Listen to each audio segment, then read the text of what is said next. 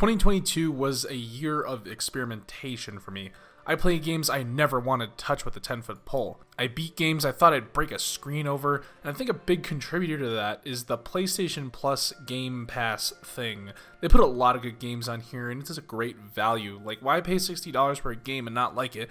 We can pay a few bucks a month and try all sorts of games. It has a really great value if you're on PlayStation.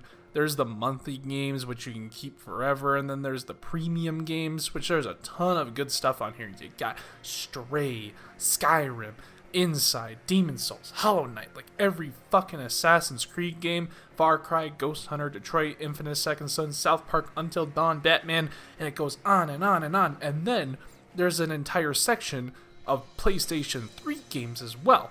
Like, what the fuck? God of War 1, 2, 3, Arkham Asylum, Arkham City, Borderlands, Jak and Daxter, Bioshock, and Knack, ladies and gentlemen, Knack.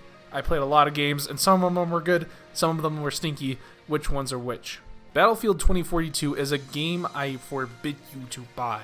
It is a game that punched me in the face. It looked amazing in the trailers, and the gameplay was fun, but then you realize it is also this laggy abomination of death. Even on the PS5, this thing was shitting bricks. I don't even want to imagine what the fuck was going on last-gen consoles, but let's just say I no longer like Battlefield. Like, for real, man. Battlefield 1 was good, and then everything after that was like, shit. Like, what the fuck, EA, DICE, whoever, get your shit together. Tiny Tina's Wonderlands was a game I forgot existed. I love Borderlands 2, and I've been waiting to recapture the magic that it gave me. Borderlands 3 was kinda all over the place, and then this game is like, what the fuck happened? It's a sound concept, it's goofy and whatever, but this game's leveling system can suck my dick. The amount of grinding you have to do just to get through the fucking story makes me want to shove 10 unkept heralds up my ass. Remember in Borderlands 2, where at the beginning of the game you would farm the unkept herald for 10 minutes and that was good enough to get you to max level? No. In Wonderlands, you will sit there and not have fun and do every goddamn egregious side quest because the main missions give you like no fucking XP. I can see why though, because if you blast through the story, it's like 5 seconds long. But then you have this shitty endgame system, which I will never understand. What the fuck is this? And they just keep making it worse and worse every time they do another update or DLC. Like, hate this. Ugh. I've ranted enough about Vanguard Zombies, I just don't have any energy for it. But this game was just a disaster, and I'm just in awe of how much copium the zombies community is putting towards Outbreak, which is the reason we're in this disaster in the first place. Outbreak may be fun if you are completely fucking retarded, but for normal zombie players... wait. Horizon Forbidden Game is also a game I forgot came out this year, because, yet again, it was just so fucking boring. Hunting robot dinosaurs was fun for a little bit back in Zero Yawn, but in this game, the only reason I even gave a shit is because my friend's house is in the game. Overwatch 2 was alright, but you know, I've played Overwatch for like 4 years, and I really don't care about the multiplayer.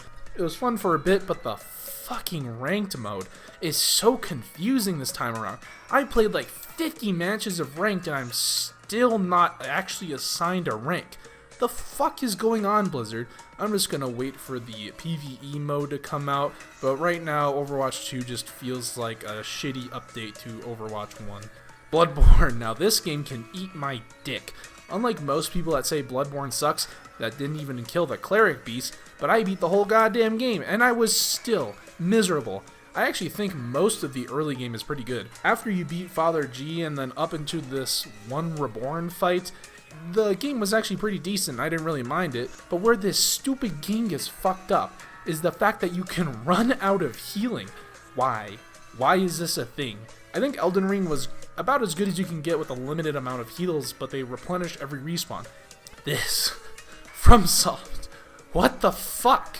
I basically had to have my friend carry me through the rest of the game because I cannot be fucked to farm heals or whatever.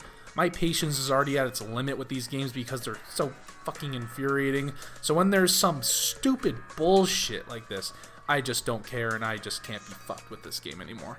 Now for some good games, you know, these don't quite make the list, but Roller Drome, this was a goofy roller skate gun game thing.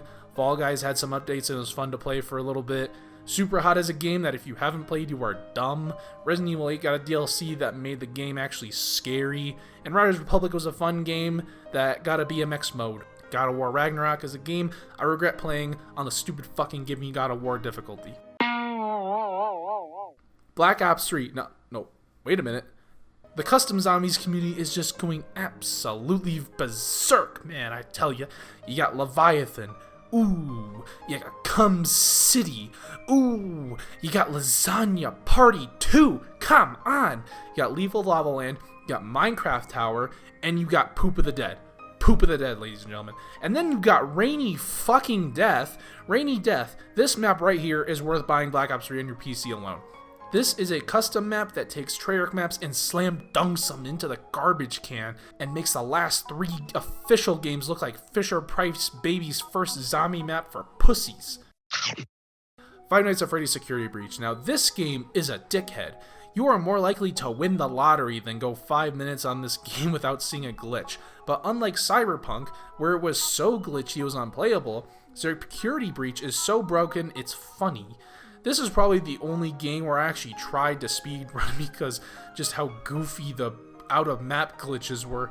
It's not a scary horror game, but if you just like this goofy nonsense, then check out this game. There's actually a lot of fun ideas here, and the fact that you can just break the game to death just makes it that much better. You're kind of just running around this massive mall avoiding the robots, and then you get to the end of the game and the music just starts playing and you're going, oh my god! What the fuck? And then you have to drive a go-kart into the depths of hell? Uncharted 4, man, what's not to love? This game is still my favorite story game. There's so many good character moments that I just keep coming back to this game every year. A lot of people have that one show that they binge watch as a tradition. Uncharted 4 is that show for me. Every year I get something new out of it. The writing is so smart, there's so much shit happening. It keeps you glued to your screen the entire time. I've been playing it every year since 2016, and I love it even more and more. Stray, now this was a fun one. Stray is a game where you are a cat, and you wander around this robot world, exploring what the hell happened to the humans. I think the best part of this was the music, man. This music is unlike anything I've ever heard before, and that's why I love it. It's so funky and weird, kind of like the Animal Crossing games, but this game, there's not really any crazy combat. So when there is a bunch of enemies trying to kill you, it gets kind of crazy. It's just a simple, fun game. It's only a few hours long, but there's a ton of good ideas in here, and it's all crammed to this 5-hour game. The environment as well, especially when you get to Chapter 7. Ooh, you just have to stop and look at every little detail. I probably spent 2 hours in this small little area just looking around, just appreciating it. Destiny 2, the Witch Queen, took the bar for Destiny and shot it to fucking Pluto. In fact, the bar was so high up that the normal seasons now are complete horseshit. Well, newsflash, fuckos, these seasons have always been like this, but it should be a compliment to the Witch Queen. Where this expansion shines is its campaign, like for real. I think this is one of the best shooter campaigns, period, full stop. The Legendary mode adds something that not many Destiny players are familiar with. I believe it's called a challenge. The throne world itself is a beautiful piece of art, and I love just sitting back and taking it all in. Val the Disciple just rounds the entire experiencing off with this beautiful raid that takes you through a gauntlet of hell, and when you come out the other side, you're a changed man. My friend Pedro, now this is another pretty short game, but again, like Stray, it crams a bunch of cool ideas into that short time frame, and it's just so fun. The fact that you have a banana talking to you as you shoot dudes while riding a skateboard, ricocheting bullets off frying pans to kill gamer trolls while the boss calls you a noob, like what the fuck? I think this game is best played while, on a complete acid trip. As you have a lot of fun with this game, and then you finish the game, and you get to that final boss, and you question your life choices, and you're like, what the fuck did I just play? Bowser's Fury, baby! Oh man, I was a dumbass for not playing this when it came out, because it's just so much fun. I mean, it's a 3D Mario game, so who the fuck said I shouldn't play this game? Well, me, because I'm a complete dumbass. But not only that, it's actually a difficult 3D Mario game, which is actually refreshing for once.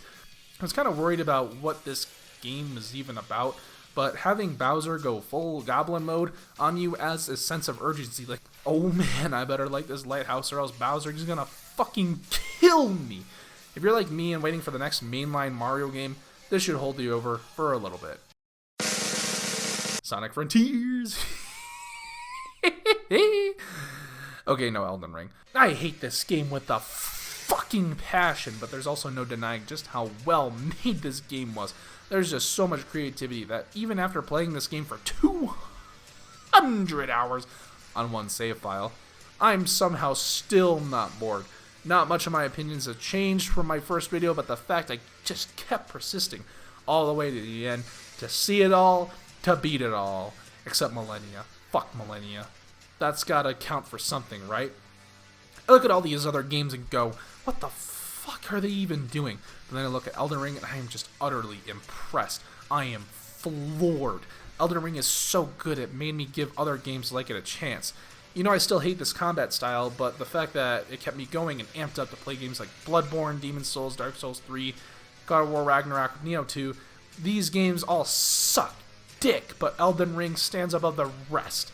I really hope FromSoft keeps innovating on these types of games. There's just so many amazing bosses, landscapes, hidden caves, and the infinite amount of detail that I would recommend this game to anyone that has the heart and mind to stick through and see Elden Ring to the end credits and maybe even beyond that.